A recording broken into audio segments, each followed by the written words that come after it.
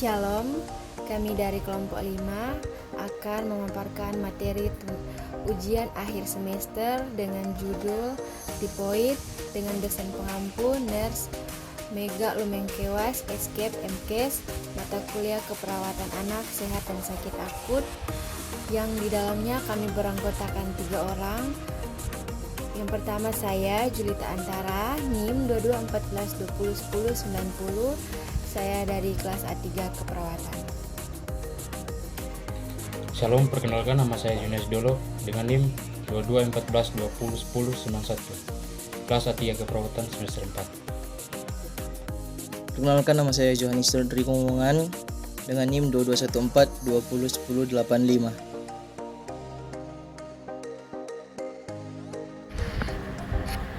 Pengertian tipoid. Tipoid adalah penyakit infeksi akut yang disebabkan oleh Salmonella typhi masuk melalui makanan dan minuman, terkontaminasi oleh feses dan urin orang terinfeksi. Gejala meliputi demam lebih dari 7 hari, gangguan saluran pencernaan, dan gangguan kesadaran. Penularannya terjadi melalui oral atau fekal oral. Tipoid juga dikenal sebagai paratipoid abdominalis. Penyebab tipoid. Demam tipoid disebabkan oleh infeksi bakteri Salmonella typhosa yang masuk melalui saluran pencernaan manusia. Bakteri ini memiliki 3 macam antigen, yaitu yang pertama O atau permukaan, H flagella, dan V kapsul. Manusia merupakan sumber utama infeksi dengan bakteri dikeluarkan saat sakit atau pemulihan. Bakteri ini dapat bertahan pada suhu tubuh manusia atau sedikit lebih rendah, tetapi mati pada suhu 70 derajat Celcius. Patofisiologi tipoid. Penularan Salmonella typhi melalui 5F.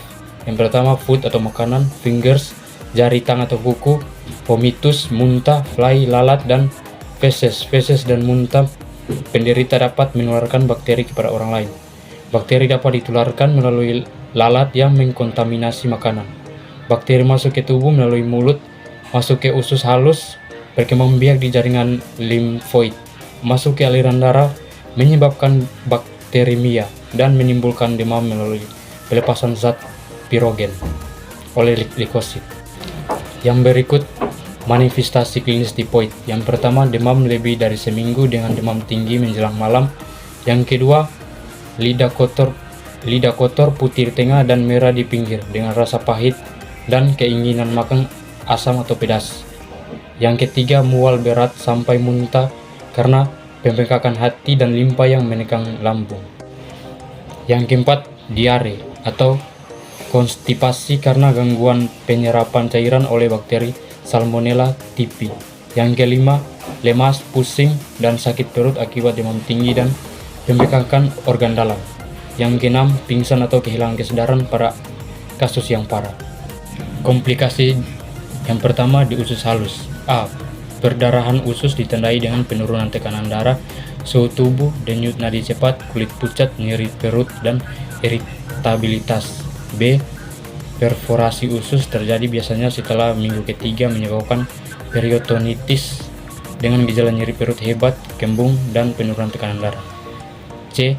Periotonitis ditandai dengan nyeri perut, kembung, dinding abdomen, tegang, penurunan tekanan darah, dan peningkatan jumlah sel darah putih. Yang kedua, di luar usus halus. A. Berbagai kondisi seperti bronkitis, bronkompneumonia, kolesititis, tifoid, ensefalopati, meningitis, miokarditis, dan karir kronik. Gejalanya bervariasi termasuk kesadaran menurun, kejang, muntah, demam tinggi, dan kelainan. Pada saat ini saya akan menjelaskan tentang pemeriksaan penunjang tifoid. Pemeriksaan laboratorium untuk diagnosis demam tifoid terdiri dari yang pertama, pemeriksaan darah tepi.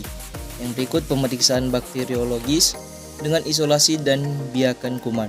Yang ketiga, uji serologis. Yang keempat, pemeriksaan kuman secara molekuler. Ikutlah kesimpulan.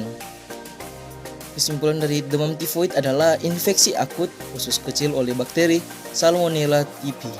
Di Indonesia, Prevalensi demam tifoid tinggi, 800 sampai 100 ribu penduduk per tahun, dan terjadi hampir sepanjang tahun, terutama pada anak usia 5 sampai 9 tahun. Pengakuan dini penting dengan 3 tanda utama. Yang pertama, demam berkepanjangan lebih dari 7 hari. Kedua, gangguan susunan saraf pusat. Dan yang terakhir, gangguan kesadaran.